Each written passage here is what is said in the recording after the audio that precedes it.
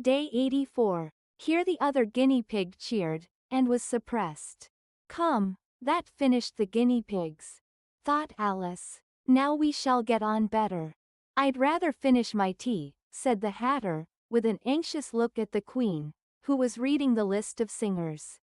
You may go, said the King, and the Hatter hurriedly left the court, without even waiting to put his shoes on. And just take his head off outside, the Queen added to one of the officers, but the Hatter was out of sight before the officer could get to the door.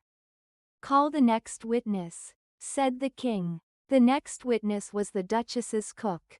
She carried the pepper box in her hand, and Alice guessed who it was, even before she got into the court, by the way. The people near the door began sneezing all at once. Give your evidence, said the King. Shan't, said the cook.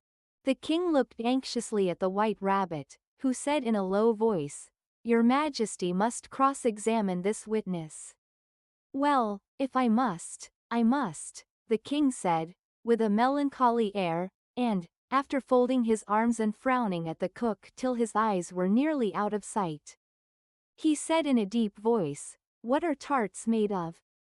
Pepper, mostly, said the cook. Treacle, said a sleepy voice behind her.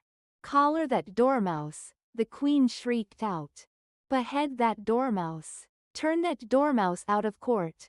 Suppress him. Pinch him. Off with his whiskers. For some minutes the whole court was in confusion, getting the dormouse turned out, and, by the time they had settled down again, the cook had disappeared. Never mind, said the King, with an air of great relief.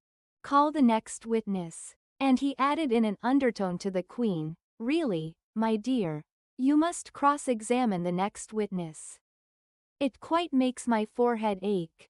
Alice watched the White Rabbit as he fumbled over the list, feeling very curious to see what the next witness would be like, for they haven't got much evidence yet, she said to herself.